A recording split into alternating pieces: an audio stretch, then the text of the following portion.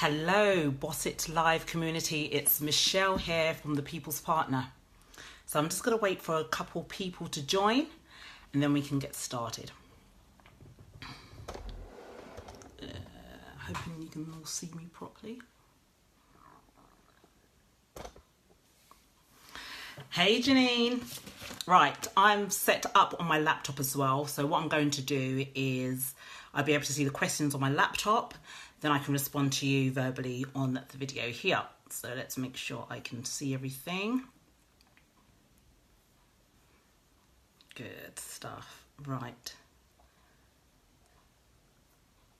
I think I can see something happening. Can you hear me clearly? Let me know, Janine, if you can hear me.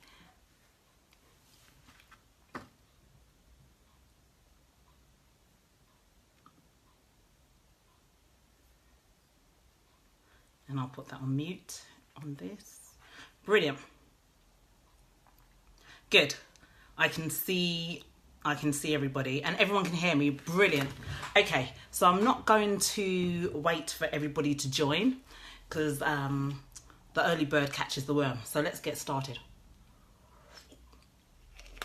And just to let you know, I have my laptop down here and I have a few notes. So if you see me looking down there, it's because I'm looking at the questions and because I don't want to miss anything, or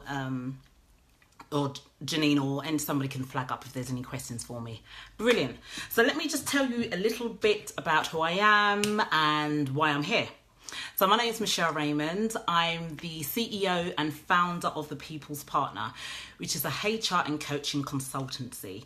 We work with small, medium businesses and we help the business grow by supporting and empowering their staff.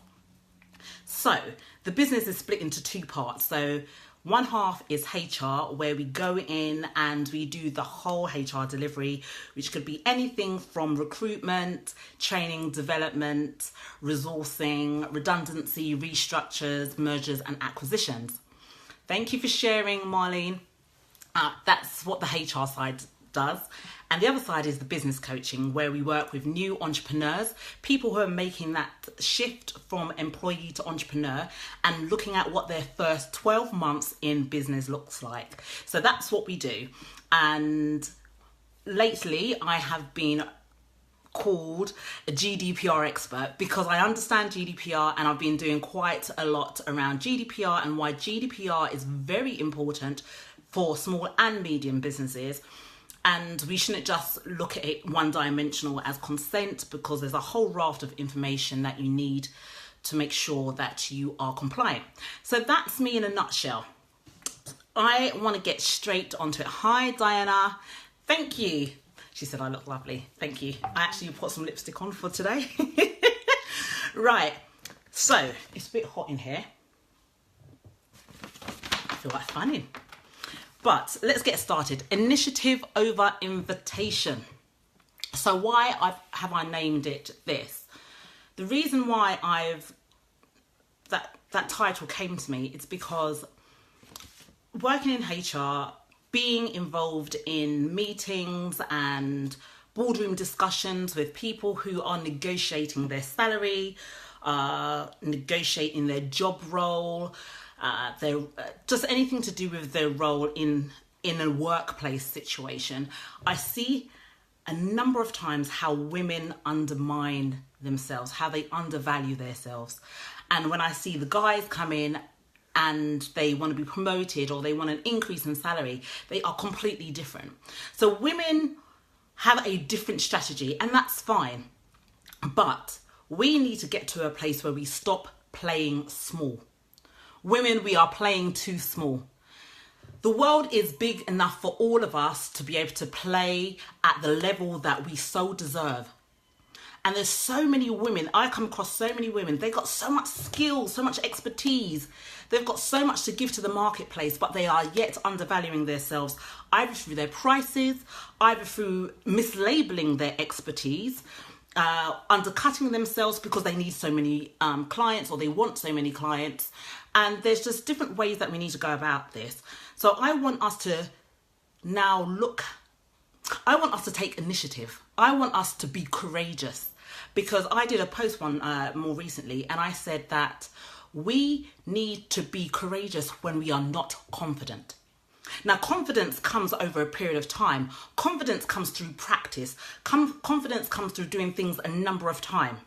But before you get to that confidence, sometimes you need to be courageous. Sometimes you just have to step out by faith, step out by whatever belief you have, and just do it. And once you do it a number of times, you become confident. So I'll give you an example of where that happened. Well, before, I didn't like driving on the motorway. So I've had a really bad experience years ago, so I didn't like it. But I had to do it about 2 weeks ago. So I wasn't confident. Because I haven't done it enough times to be confident. But I said to Michelle, you need to be courageous. You need to be brave. What do they say? Fortune favours the brave. And I was able to do it. And because I've now done it, and I've done it again since, I am now growing in confidence. So women, sometimes you are not confident, but you need to find the bravery. You need to be courageous to make that step. And that's where taking initiative comes to the front. Being courageous allows you to be brave, to do things that you wouldn't necessarily do. So let's give you some examples. There's 3 things women need to do. We need to increase our asks. We need to increase our ability to ask. We find asking for help, we see it as a sign of weakness, but it's actually a sign of strength. It really is a sign of strength. Asking people for help, increasing your asks. Ask for that sale. Ask for that pay rise. Now, we talk about the glass ceiling. But sometimes we have a glass ceiling over our own lives, over our own mindset. We talk about the gender gap and the gender disparity between men who get paid. They actually get paid about 8% more than their female counterparts. Now, why is that? Is it because we're not asking for what we truly deserve? The gender pay gap has so much more to do with how our own mindsets are. But we blame the government, we blame institutions, but we need to be honest and look at ourselves and thinking, have we asked for what we really deserve? When you look at your skill set, so for example, there's a study done where men and women are applying for the same roles. When women look through a job description, they want to meet at least 90% of that job description. Men want to meet just 50%. They'll apply when they only know they can do 50% of that role. Women want to almost get 100% because we want to be perfect. We want to be right. We want to have it all together. So there's a disparity there between how we apply for jobs. I have somebody that they will say to me, oh my God, my CV is not right. I need to do, and it's not the CV per se. Still apply for the role. But we put ourselves in a box. We put ourselves in a box and because we put ourselves in a box, if it doesn't fit that box, we don't apply. If we don't fit that box, we don't sell our services. If we don't fit that box, we don't increase our prices. So we need to really have an inward look at ourselves and take the glass ceiling off our own mindset. If there's any questions, listen, Janine, I've been guilty myself, and I'm going to give you some examples of that and what I did to rectify that. All right. So we need to get intentional as well. We have the desire, but we don't have enough discipline. We have the desire, but we don't have enough discipline. So I'm going to say something that I know a lot of people are not going to like. Right. I'm going to say it anyway, right? When we first go into business, we're looking for balance straight away. We want to balance the family home, our friends, our social life and our business. But when you first get into business, there is no balance, my friend. There is no balance. Thank you, Janine. There is no balance. So sorry, someone said, Heather said it's cutting off. So please let me know if it's cutting off, and I'll check my connection. When you first go into business, you have to be all in 100%. Because at this time, you're growing your business and you're growing your marketing, you're growing your accounts, you're growing your finances, you're growing your cash flow, and you have to make sacrifices. Do not think that getting in this game, you can do it without making sacrifices. At the very beginning, you have to make sacrifices. But later on down the line, when you start systemizing your processes, when you start having digital products, or if you have other streams of income, you can start getting balance. But please, if you're getting in this to be financially free or be time free, that comes with time. We need to be intentional. When you're working for yourself, there is no balance at the beginning. We need to be intentional, and we need to be committed, and we have to be disciplined. You can't have the desire. You listen to Tony Robbins, you listen to, Eric Thomas, you listen to all of these guys, and you're pumped and you're ready to get started. You start the beginning of your week with all the things you want to do. But then come the third day, come Wednesday, you're not following through. Exactly. There is a lot of work at the beginning. A lot of work. There's a lot of ground level. And I can tell you that I had to sacrifice my family time to build my business. And it hurt. It hurt. But I sat down with my husband, I sat down with my daughter, and I said, listen, we're going to have one day that we spend together where I don't work. Yeah? So that's my Sundays. And then on a Friday, we have Family Friday. But before I got there, every day was committed because I wanted to grow my business to a point that I didn't need to be in it. But at the beginning, I had to be in it. So let me go back to desire. We have all the desire in the world to be this millionaire, to make this 10K a month. But how many of us are really disciplined? Which means we stick to it. No matter how tired we are, no matter how hungry we are, how many times we get disappointed and demotivated and uninspired, commitment is required. If you want to sit at that table, we have to be committed, ladies. We have to be committed. The second thing is value your time. Value your time. If you want to sit at the table, you need to value your time. Now, one of my main bugbears about myself is that I like to give a lot. So when somebody says, "Oh, can I ask you a quick question?" It's never a quick question. It's a quick question for them, but it's a long answer for me. And it could be anything around capability, performance, or being on sick for too long, or restructuring a business, or how to gain more clients. And they want to meet up for coffee. Can I meet you for coffee next week? Can I jump on a call with you? Now, I must admit that I'm not very good at this, and I say yes. But of late, I've started to say no. Because time is the only commodity that is unrenewable. When your time is gone, your time has gone. So ladies, if it does not serve you, it doesn't deserve you. If it doesn't serve you, it doesn't deserve you.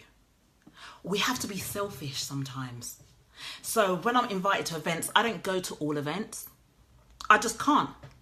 Because I need to weigh up the time it will take me to walk to the station and how it will cost me, what it would cost me on the train. Then the coffee, although the coffee might cost, I don't know how much coffee is nowadays, £5, something like that. But all of that has taken me about 2 hours, and my hourly rate is £127 an hour.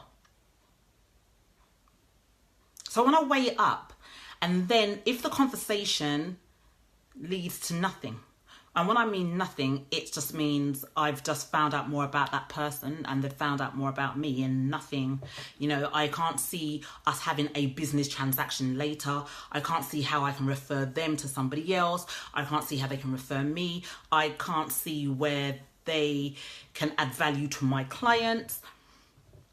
Then have I wasted my time? am I trying to make more friends? Not really. Not really. I want to understand, I want to use my time so wisely that if I have a meeting with you, I want us to be brainstorming business. I want us to think big. I want it to be a progressive and productive meeting for the both of us. But women, we're so quick to say yes. And if we're trying to build our wealth, we have to learn to say no. And not everything that we see is an opportunity is an opportunity. It's a time bandit to take you away from your focus, from your goal. Thank you, Janine. So we have to be really, really, really careful. And even if you're working with clients, if you know that you've got a call for an hour and you're on the phone 2-3 hours, is this a good use of your time? Is it a good use of their time? What are you teaching them about your standards and your values? We are all judged by how we treat others and how others treat us. So we have to look at how we are managing our businesses. And one of that is time. Valuing your time. If it doesn't serve you, it doesn't deserve you.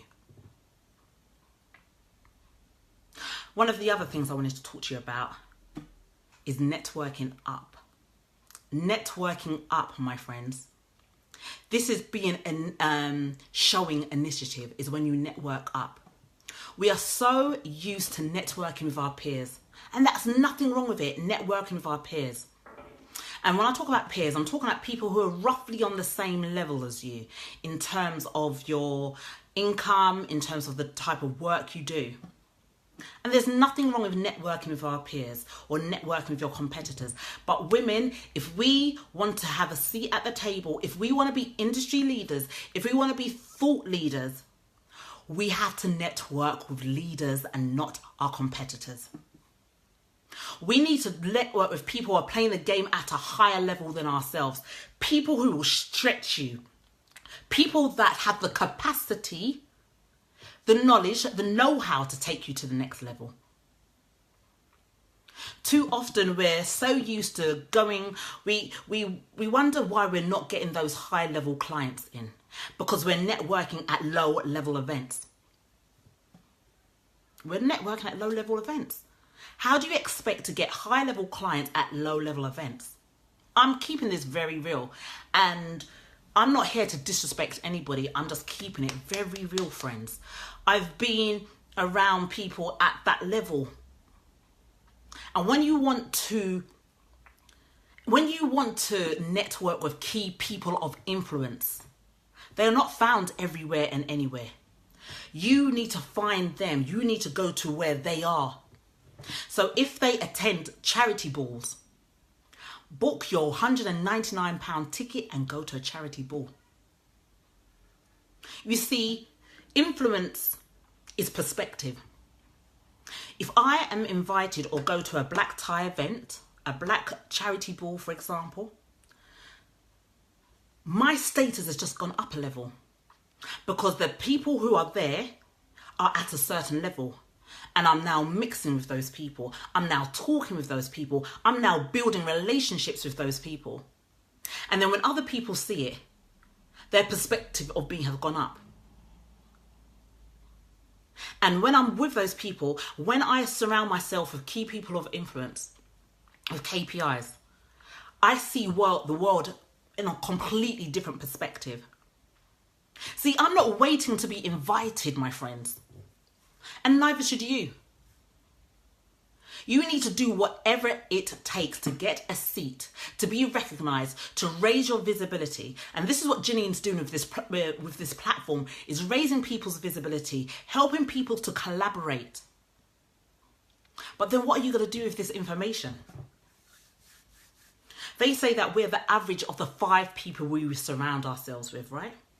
So on Sunday, I spoke at an event and I said, you should have a make or break list. Who are your 5 maintenance friends? Who are the 5 people that have always got your back? They're supportive. You've grown up with them. These are your maintenance friends. They could be friends. They could be family. These are the people who never say anything bad about you, but they don't understand your vision. They don't understand your vision. But that's fine. Why do we expect them to understand a vision that was never given to them?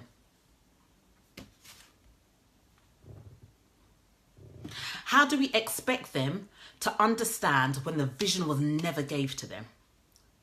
So you don't have to cut them off, because these are your maintenance friends. These are people who have seen your journey, who have known you when you were just little Michelle, who will always support you. They'll always share your posts, but they won't necessarily come to your event. They won't necessarily buy your programs. They won't necessarily buy your products, but that's fine. Just know that they're your maintenance friends. But then over here, you need your growth friends. These are people that will never let you fail. These are people not only understand your vision, but they want to be a part of that vision. These are people that have the expertise, the knowledge, the finance to take you to the next level. These are your growth friends. So I want to ask you, be honest with yourself. Do you have 5 growth friends? Not maintenance friends. Not the people that will support you by sharing your stuff, making referrals to you. I'm talking about your 5 growth friends. People that have the ability and capability to take you to the next level. Those people that will challenge your views. Those people that will challenge your beliefs, and those will challenge your mindset. They don't tell you what you want to hear. They tell you what you need to hear. Not many of us have 5. Not many of us have 5, right? And it's sad that we don't have 5, because we're always talking about our net worth. Our network is our net worth. But how many of us are really living that? How many of us are really living that? We say we have mentors. We say we have mentors, but these are mentors that you've never seen. These are mentors you've never spoken to. These are mentors that you can't pick up the phone and call, because they are role models you've claimed as your mentors, which is nothing wrong with that. I do it. But then I have real tangible mentors that I can pick up the phone to and say, Jack, I never hit my target figure for this month. What have I done wrong? Jack, where's my shortfall? And I'm talking about the ones who have a millionaire mindset. May not be making a million, but they have a millionaire mindset. Because they think differently. They speak differently. My personal mentor, he said to me, I'm a Lamborghini. And he said, I'm a Lamborghini that's been going round in circles. And he said, Michelle, and he's American. So he said, Michelle, it's time to get on the freeway. That's what he said to me. So what does getting on the freeway really mean to me? What do I need to do? What do I need to change? What am I scared of changing? You see, when you get to the next level, it requires a different type of change. And not all women are ready for it. We're not all ready for it. We say we're ready. We say the right things. But how many of us really follow through on the right things? How many of us? Get on the freeway, ladies. We're all Lamborghinis, right? But sometimes we're going round and round the roundabout. We need to get on the freeway. We need to get higher and higher and higher. And every level has a new devil. So what you had to deal with at this stage, like when you're at a lower level, you hear the backbiting. I'm going to be real. I'm going to be very real. When you're at a lower level, you hear the backbiting. When you fly with the eagles, you no longer hear the backbiting, but it comes with its own challenges, right? It could be challenges in a different way. But when you're at a certain level, you hear all the chit chat. You hear who's not talking to who. You hear who said what. You hear who's not allowed back in London. You hear all those kind of things. But when you up level, We talk about next level living. We talk about next level on our businesses. But when you get to that next level, you do not hear the backbiting. You don't hear the chitter chatter. But we have our own challenges. And it's about how to deal with that.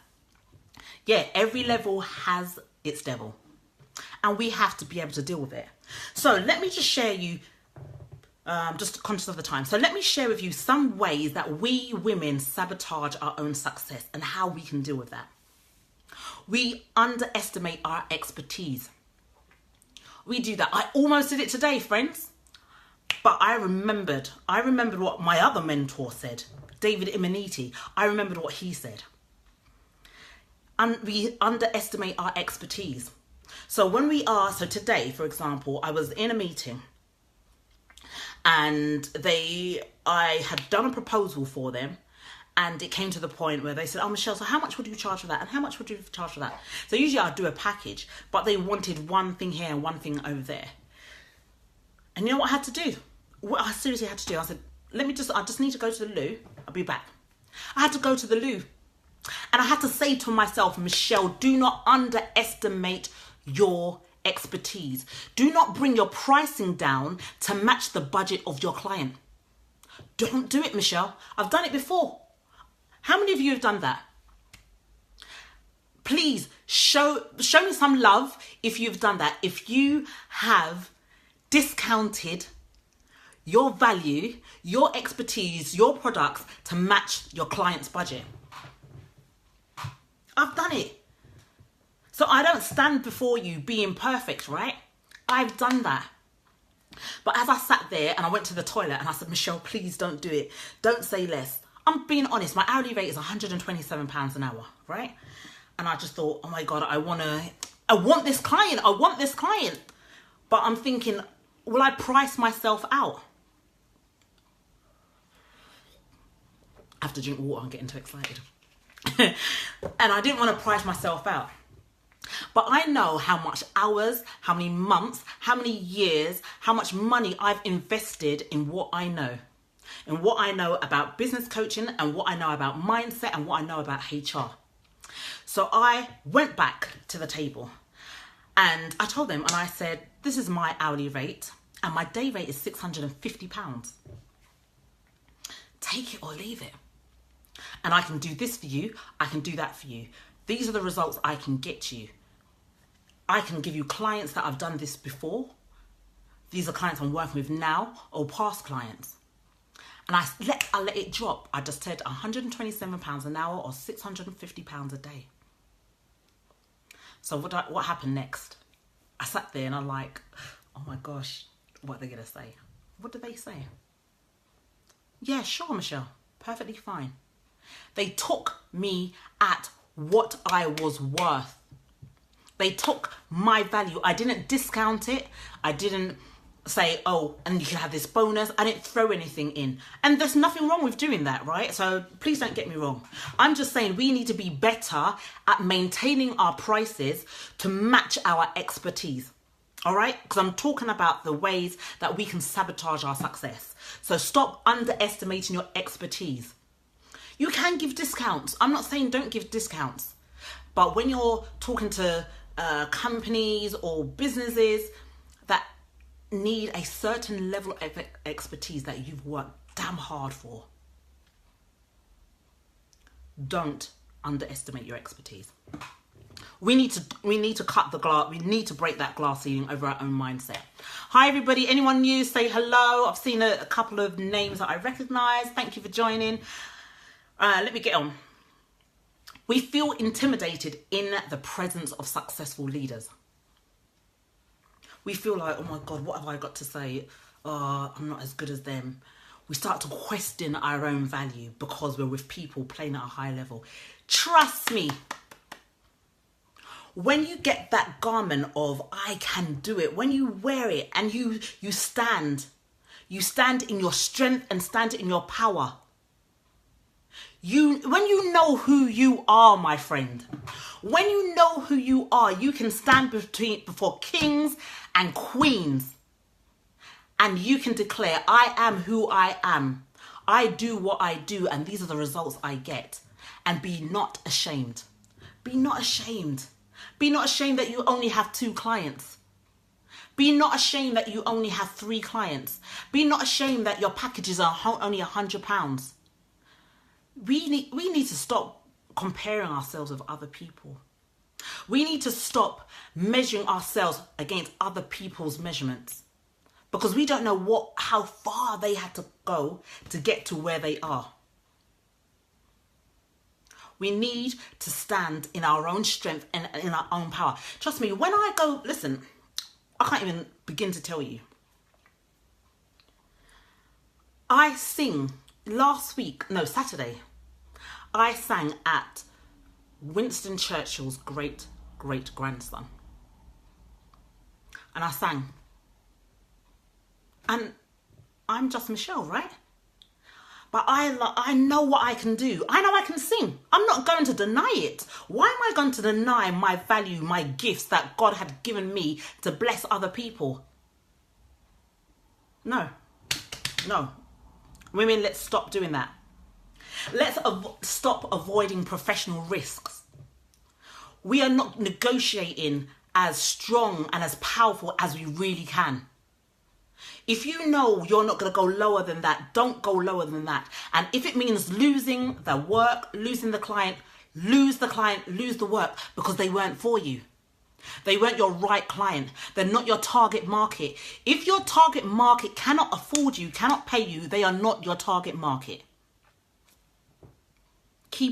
Let's keep it 100. If they cannot afford you, they're not for you. We need to negotiate better. And don't see it as greed. Listen, men and women have both masculine and feminine polarity. Sometimes you need to pull out the masculine polarity. When you're going in meetings, I put on my heels, I put on my red lipstick, and I'm going them to show them what I can do. And I'm negotiating. It's a take it or leave it. Because I am showing initiative. I'm not waiting to be invited. Well... And we need to stop categorizing ourselves as beginners. How long are you going to be a beginner for? Where does it say in the Collins dictionary that once you've done 2 years of work, you're no longer a beginner? Or 3 years, or 1 year, or 1 month? I've heard it so many times. Oh, I can't charge that because I'm a beginner. You're a beginner to who? To what? By what yardstick? Who told you you're a beginner? Yes, we all have to begin somewhere, but when do you go from beginner to intermediate to expert? Who sets the rules? You set the rules for your own life, for your own business. Don't let other people dictate. Oh my God, my hair's going backwards. Thank you, Jesus. Getting so hot. I'm so sorry. I can feel my hair rolling backwards. Listen. No one sets the yardstick for your life and for your business. You determine that. So when you think you're at a stage where you're no longer a beginner, you're no longer a beginner. All right? So don't get caught up, oh, I'm still a beginner, and all 2-3 years down the line, you're still selling your products and your services at a beginner's rate. All right? It's all about your mindset. Highlighting your flaws. Women, we do this too often. I'm so sorry. I you know what? When I talk, I get really passionate. So I'm sweating and my hair's going backwards. So I apologise, people. I really do apologise, right? We highlight our flaws like this. I'm highlighting my flaws. We need to stop highlighting our flaws and highlight our greatness. Don't be afraid to say you're good. We diminish our values. We diminish our gifts so we don't look like we're proud and boastful. But then we don't get the next piece of work. Clients only work with people who are going somewhere, who are prosperous, who they can see have grown. If you are not getting clients, you're sending a wrong message to your clients. You're sending the wrong message. Because if clients are not coming to you, you need to ask yourself, what are they seeing? What are they not seeing? Yes, it's about marketing. Yes, it's about PR. But what messages are you portraying to your clients why they are not attracted to you? We need to highlight our greatness. Every time I have to speak at a conference, speak at an event, do a live, I tell the world, I'm on Instagram, Twitter, LinkedIn, Facebook. Why am I going to put my light under a bushel? Why? If I know that when I talk to people, I can make an impact, I can influence change, why am I going to keep that to myself?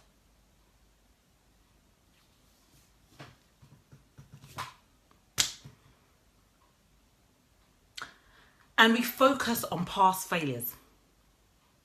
We focus on things that didn't go right. But just allow yourself to imagine.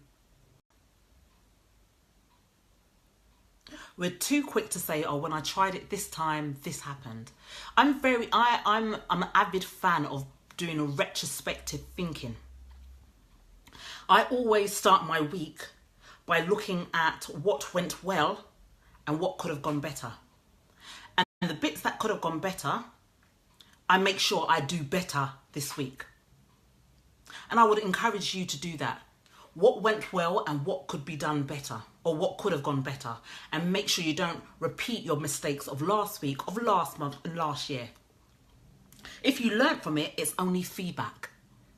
There is no failure, it's only feedback. So I'm going to leave you now. But before I leave you, I want us all to start connecting with leaders in our fields. Whatever field you're in, if you're a baker, if you're a painter, if you're an artist, if you're a coach, if you're a mentor, if you're an accountant, you should know the 5 main people who are in the top of your field, the people who are dominating your field, and you need to be reaching out to them. Why not? Why are we so scared to reach out to people who are playing the game at a higher level than ourselves? I'm not afraid anymore. I tell you, I've been chasing this one woman for ages, you know. I've chased her to the point she said to me, Michelle, you are persistent and consistent, and I will give you some of my time. That's all I needed. All I need to be in her presence for 15, 20 minutes, and I will soak up that information like a sponge. But I've reached out to people who are playing the game, people that I look up to, people I'm thinking, gosh, they've paid off their house. They're making all this money, residual income. What are you doing? I need to tap into that knowledge. Who are the 5 people you need to surround yourself with? Start writing those emails. Find them on LinkedIn. Send them a message. Find them on Instagram. Share their information. Have something of value to share with them. When you get in those circles, you see life from a different perspective. We need to move away from networking with our peers and network with leaders. I'm not saying stop altogether. There's a time for everything, right? But there's a time to mix with leaders. If you want to grow your business,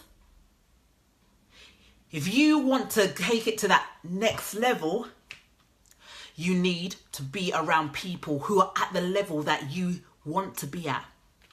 Learn from them, listen to their knowledge, to their wisdom.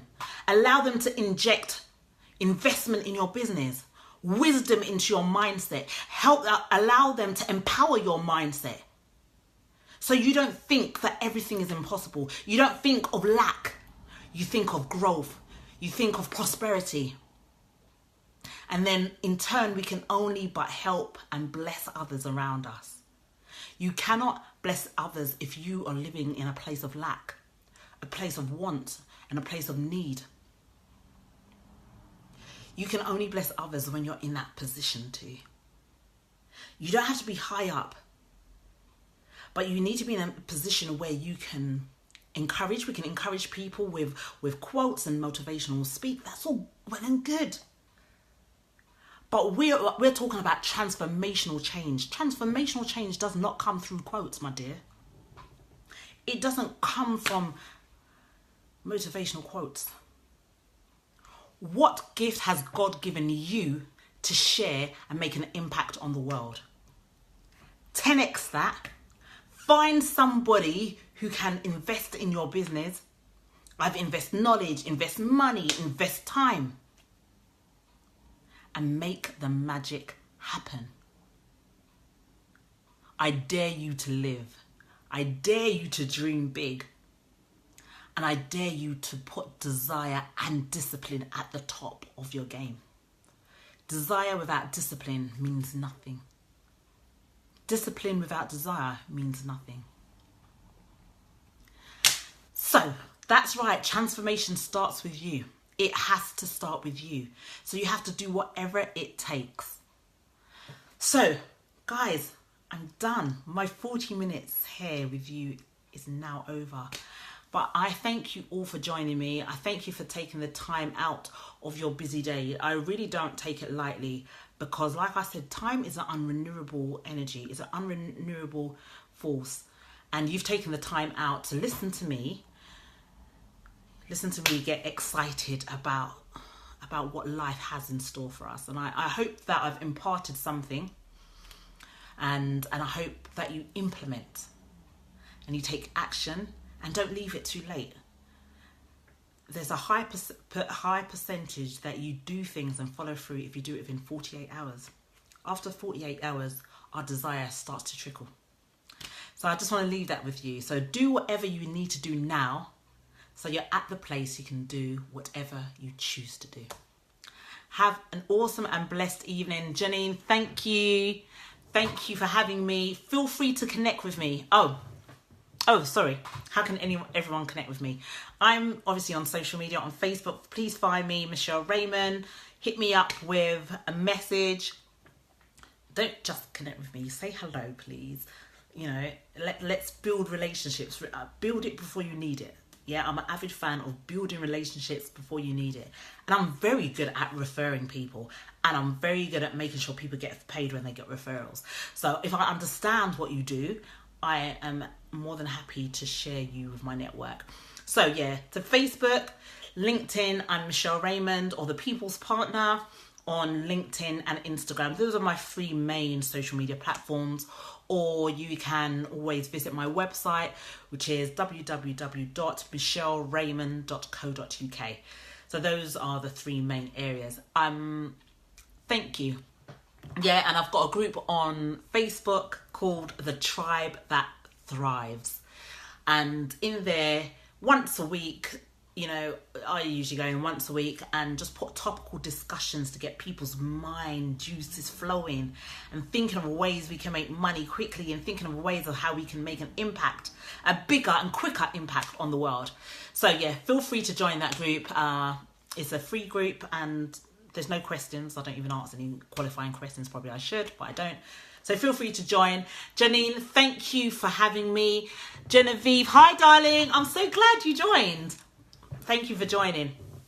Yeah, so guys, thank you very much for having me. I'm not going to take up any more of your time now. I'm going to go. But hit me up on Facebook or on LinkedIn. Let's speak and let's make the magic happen. All right. God bless you all. Take care.